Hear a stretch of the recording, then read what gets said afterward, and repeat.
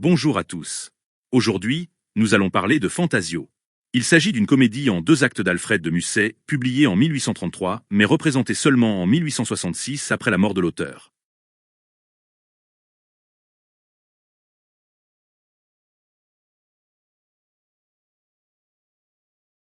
Le roi annonce la prochaine venue du prince de Mantoue, qui doit se marier avec sa fille Elsbeth. Il demande à Rutène si sa fille est triste ou gaie à l'approche de son mariage. Rutène la trouve attristée suite à la mort de Saint-Jean, qui était un bouffon bossu et presque aveugle qu'elle aimait. Le roi demande à Rutène quel homme est ce prince qu'il n'a jamais vu. Rutène ne se prononce pas, ce qui laisse envisager au roi qu'il a fait le mauvais choix. Le roi ne veut pas sacrifier le bonheur de sa fille. Hartmann et Facio veulent fêter le mariage de la princesse qui aura lieu le jour même. Spark les enjoint à rester tranquilles et à attendre Fantasio. Un officier les prie de s'installer plus loin, car il ne faut pas que leurs cris atteignent la princesse. Hartmann et Facio ne comptent pas changer de place, alors que Spark ne voit pas ce que ça peut leur faire. Un homme nommé Marinoni les interroge sur la fête. Il apprend que la princesse Elsbeth est une belle femme aimée de son peuple dont le mariage fait connaître la joie à la population. Selon Hartmann, la princesse serait fantasque. Fantasio fait son apparition.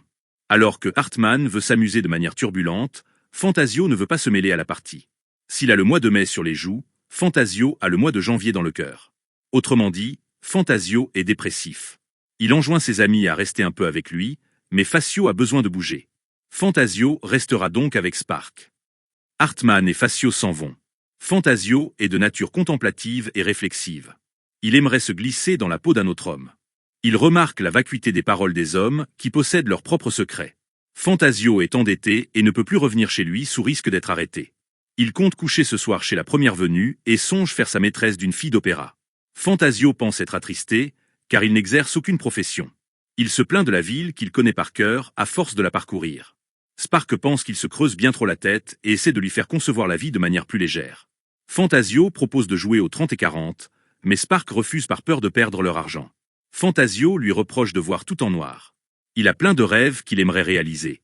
Spark lui conseille de voyager en Italie, en France et en Angleterre, mais Fantasio ne voit que les points négatifs de ces pays. Fantasio ne croit pas au diable et à l'enfer. Il danse et boit. Il a des envies farfelues et hétéroclites. Fantasio chante une romance qui lui donne envie d'aimer quelqu'un, même s'il ne sait pas exactement qui. Fantasio ne croit plus à l'amour et à la religion. À cause de la boisson, Fantasio passe du coq à l'âne dans son discours et devient plus gai. Des porteurs passent et emportent le corps du bouffon Saint-Jean. Fantasio apprend que la place est libre et décide de l'occuper. Il compte se déguiser afin qu'on ne le reconnaisse pas et qu'on ne le mette pas à la porte. Il se rend chez un tailleur afin de se transformer en Saint-Jean. Le prince de Mantoue et Marinoni entrent dans une auberge. Le prince demande à Marinoni les informations sur la princesse qu'il a pu recueillir à travers des conversations. Le prince a un projet, celui d'arriver au palais habillé comme un simple aide de camp afin de recueillir certaines informations grâce à ses yeux et se faire aimer de la princesse sous un faux nom. Si le prince se travestit, alors il faut qu'un autre se déguise afin de prendre sa place. Le prince décide que cet homme sera Marinoni. La gouvernante et Elsbeth parlent de la mort de Saint-Jean. Cette mort est un malheur pour Elsbeth, mais son mariage est un plus grand malheur. Le prince arrive de Mantoue aujourd'hui. Selon Elsbeth, le prince a pour réputation d'être horrible et idiot.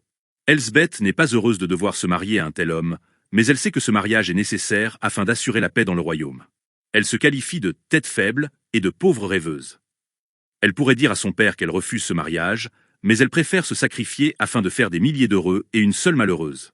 La gouvernante pleure et Elsbeth essaie de la consoler en lui disant qu'il n'y a pas qu'un mari dans un mariage. Elsbeth dit avoir été attachée à Saint-Jean. Bien que c'était un homme bizarre, c'était un diamant d'esprit.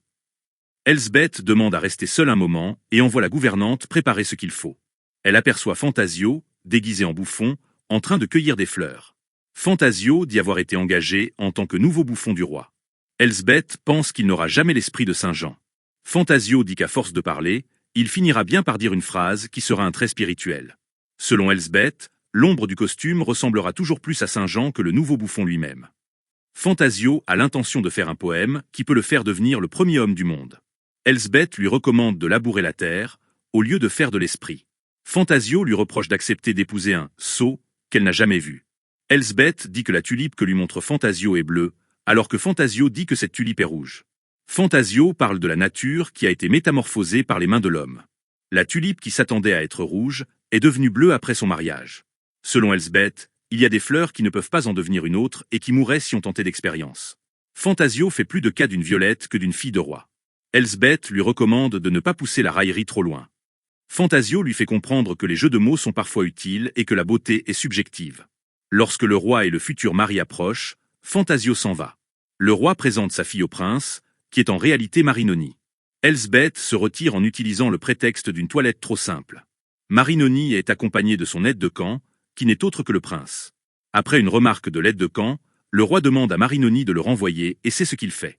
Le prince veut profiter de cet éloignement afin de parler à la princesse. Sous son déguisement, le prince veut tenter de séduire la princesse. Le prince rencontre la princesse et l'aborde. Il lui dit la chance qu'a le prince de pouvoir l'épouser, chose qu'il ne peut pas faire en raison de ses modestes origines qu'il souligne à plusieurs reprises. Il se plaint de n'avoir pas de femme à aimer et lui propose sa compagnie. Elsbeth demande à être laissée tranquille, puis s'en va. Le prince pense qu'il a eu raison d'aborder Elsbeth, comme il a fait puisque le mariage est prévu prochainement. Cependant, il trouve qu'Elsbeth lui a répondu de manière désagréable, ce qui lui fait comprendre que la princesse a peut-être un cœur dur et faux. Fantasio approuve son métier de bouffon qui lui permet de dire bien des choses sans être réprimandé, d'avoir des droits sans se faire remarquer et de se faire oublier de ses créanciers. Il aperçoit la princesse dans une chambre qui est en train de pleurer en ajustant son voile de noces. Il a assisté tout à l'heure, par hasard, à la conversation entre la gouvernante et Elsbeth. Il devine qu'Elsbeth a une âme romanesque, ce qui lui rend cruel son mariage avec le prince. Il sait aussi qu'Elsbeth est prête à se sacrifier. Le prince reproche à Marinoni de n'avoir pas empêché le fait que le roi lui ait fait un affront. Marinoni dit qu'il a agi comme le prince le lui a ordonné, c'est-à-dire comme le prince de Mantoue. Le prince est prêt à déclarer la guerre au roi parce que celui-ci l'a traité d'impertinent après qu'il ait tenté d'embrasser la main de la princesse. Marinoni tente de lui faire comprendre que le roi a parlé à l'aide de camp et non au prince. Le prince pense reprendre son habit, mais il lui semble que la princesse n'est pas indifférente à certaines paroles qu'il a pu prononcer. Finalement, chacun garde son déguisement. Le roi demande à sa fille si le mariage lui déplaît. Elsbeth lui répond que le prince lui plaît si cet homme plaît à son père. Le roi ne parvient pas à avoir une réponse nette puisque le prince lui a paru être un homme ordinaire et car il ne peut pas sonder le cœur des femmes. Elsbeth pense à épouser le prince afin de mettre fin à la guerre. Le roi ne souhaite pas que ce mariage rende triste sa fille et il la laisse réfléchir encore quelques jours. Le roi sort et Fantasio entre. Alors que Fantasio se sent comme un oiseau en liberté dans son nouveau métier, Elsbeth compare le palais à une cage. La noce est prévue dans quelques jours. Fantasio veut lui offrir un serin empaillé qui chante comme un rossignol. La princesse pense que Fantasio se moque d'elle. Comme il dit que son serin est capable de chanter des airs d'opéra si l'on pousse un ressort sous sa patte gauche, il pense que les petites filles ont, elles aussi, un ressort qui leur permet de sourire, de parler mielleusement et de danser. Elle lui reproche de faire la satire des jeunes filles. Quand elle lui demande si ses paroles s'adressent à elle ou au hasard, Fantasio répond au hasard. Il semble pourtant à la princesse que Fantasio l'épie et il lui semble que Fantasio était là lorsqu'elle a mis son voile. Fantasio dit qu'il n'y a aucun rapport entre deux, tant ils sont différents et qu'ils sont tels deux roues qui se sont croisées, mais qui ne suivent pas la même ornière. La princesse pense que Fantasio lui parle comme l'aurait fait Saint-Jean. Car elle pense un temps que Fantasio est peut-être un espion. Fantasio se défend en disant que cela lui rapporterait pas d'argent de raconter que le prochain mariage a fait pleurer la princesse. Leurs destinées seront prochainement différentes, puisque la princesse partira pour Mantoue, tandis que lui restera ici dans son rôle de bouffon. La princesse pense à le renvoyer de peur qu'il ne découvre encore un de ses secrets, mais Fantasio lui dit de ne rien en faire. La gouvernante arrive et Fantasio sort. La gouvernante vient dire à la princesse qu'elle tient d'un officier que le vrai prince est déguisé en aide de camp et que le faux prince est en réalité l'aide de camp nommé Marinoni. La gouvernante ne sait pas quel aide de camp est le véritable prince. La princesse demande à la gouvernante de lui amener l'officier. Un page nommé Flamel entre et dit que quelqu'un a tiré la perruque du prince grâce à un hameçon. Si le coupable, qui est encore inconnu, n'est pas puni de mort, le prince déclarera la guerre au roi. Un second page arrive et dit que le bouffon est en prison, car c'est lui qui a enlevé la perruque du prince. La princesse veut parler avec sa gouvernante. Le prince est très en colère à cause de cette histoire de perruque enlevée, et il n'a pas apprécié que le roi éclate de rire après cet événement. Il souhaite échanger ses habits avec ceux de Marinoni, puis parler au roi. Marinoni lui fait remarquer que la princesse l'a regardé durant le dîner. Le prince décide d'aller chez le roi avec son aide de camp, tout en gardant les vêtements qu'il porte. Dans la prison, Fantasio soliloque au sujet du mariage de la princesse qu'il a fait rater. Le prince de Mantoue a demandé contre sa plaisanterie la peine de mort. Le roi a transformé cette peine en prison. Fantasio entre dans le sommeil. Elsbeth et sa gouvernante entrent. Elles sont persuadées que Fantasio, qui ne porte plus sa perruque et sa bosse, est le prince de Mantoue. Après des paroles échangées entre les deux femmes, Fantasio se réveille. Elsbeth ne peut pas s'en aller, car Fantasio tient un coin de sa robe. Fantasio est étonné du fait qu'on l'appelle prince. Il dit qu'il se nomme Fantasio et qu'il est un bourgeois de Munich. Elsbeth veut savoir pourquoi il s'est déguisé et pourquoi il est ici. Après plusieurs refus, il lui avoue avoir pris la place vacante du bouffon afin d'échapper à ses créanciers à qui il doit 20 000 écus. Le roi passe devant la prison. La gouvernante et Elsbeth parviennent à savoir que le prince de Mantoue va partir suite à une scène terrible qui s'est déroulée entre lui et le roi. Le mariage entre le prince et la princesse est rompu et la guerre est déclarée. Elsbeth aurait voulu éviter la guerre. Fantasio lui fait remarquer les côtés positifs de ce non-mariage et de cette déclaration de guerre. Elsbeth lui propose de rester le bouffon de son père et de payer sa dette. Fantasio refuse, car il ne peut faire aucun métier et car il n'imagine pas une existence sans dette. Elsbeth lui permet de revenir de temps en temps dans les fleurs et avec son habit de bouffon, quand les créanciers seront après lui. La princesse est qualifiée à plusieurs reprises de rêveuse. Hartmann dira dès le premier acte qu'elle est fantasque comme une bergeronnette. Elsbeth se qualifie elle-même de tête faible et de rêveuse. C'est cet état d'esprit qui l'empêche de supporter sereinement son sacrifice. Si elle avait un grand cœur, alors elle accepterait pleinement le mariage afin d'éviter une guerre entre le roi de Bavière et le prince de Mantoue.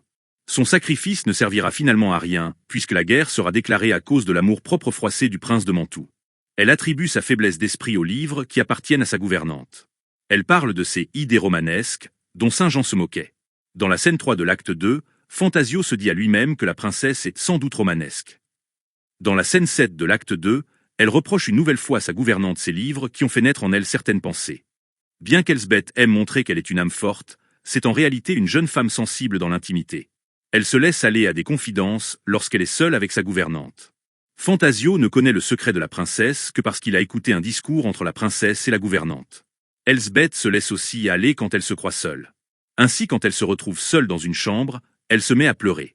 Elsbeth est belle, comme le présume Marinoni et le sous-entend Fantasio. Cependant, elle semble manquer d'esprit. Saint Jean était tout le contraire d'elle. On sait qu'il était bossu et qu'il était presque aveugle. Par contre, la princesse admirait son esprit. Nous savons que Saint Jean contredisait et se moquait de la princesse. Alors qu'Elsbeth avait du mal à supporter des arguments qui allaient pourtant dans son sens, elle acceptait les critiques de Saint Jean. La relation entre Saint Jean et la princesse sont plus qu'ambiguës. Il est difficile de dire ce qu'il en était réellement, puisque dès le début de la pièce Saint Jean est décédé. Nous ne pouvons nous baser que sur les dires d'Elsbeth et de sa gouvernante. On peut y voir quelquefois une relation amoureuse. Ainsi, dans l'acte 2 scène 1, Elsbeth se plaint de la disparition de Saint Jean et lui fait des éloges post-mortem. Elle utilise les termes « j'aimais Saint Jean ». Qui êtes-vous pour venir parodier sous cette large perruque un homme que j'ai aimé? Et tu me parles sous la forme d'un homme que j'ai aimé. La princesse semble capable d'amour. Cependant, ce point ne semble pas évident lorsqu'elle parle avec autrui tant ses réponses et ses propos sont secs et désobligeants. Après lui avoir parlé, le prince de Mantoue trouve qu'elle lui a répondu de manière désagréable et qu'elle a peut-être un cœur dur et faux.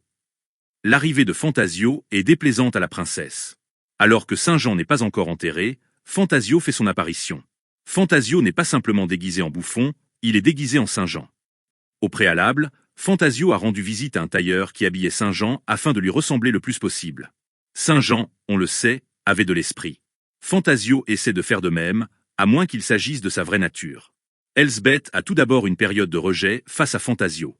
Elle lui dit que quoi qu'il fasse ou dise, il ne sera jamais à la même hauteur que Saint Jean.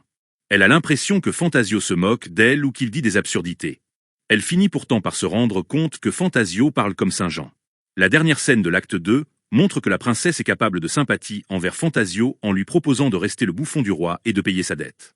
La position de Fantasio vis-à-vis de la princesse n'est pas des plus nettes. On ne sait pas au juste dans l'acte 1 pourquoi Fantasio a décidé de prendre la place du bouffon. Est-ce pour fuir ses créanciers? Est-ce pour fuir une vie triste et ennuyante? Est-ce parce qu'il avait déjà l'idée de sauver la princesse d'un mauvais mariage? Dans la dernière scène de l'acte 2, lorsque la princesse le questionnera sur la raison de son travestissement, Fantasio répondra qu'il a fait afin de fuir des créanciers peu compréhensifs. Mais est-ce là la vraie raison? Fantasio se trouve étrangement là où il ne devrait pas être. S'est-il placé volontairement parmi les fleurs afin d'écouter les confidences de la princesse à sa gouvernante? S'est-il placé volontairement près de la chambre afin d'apercevoir les pleurs de la princesse? Fantasio fait comme s'il s'agissait de hasard, mais ces événements ne le sont peut-être pas. Fantasio fait tout pour que la princesse ne se marie pas au prince de Mantoue. Il la rencontre plusieurs fois et par ses arguments, il essaie de la convaincre qu'il ne faut pas qu'elle se marie à un tel homme. Il fait exprès de retirer la perruque de celui qu'il prend pour le prince de Mantoue, afin de créer un incident diplomatique. Une fois en prison, il se représente l'échec du mariage entre le prince et la princesse comme une réussite.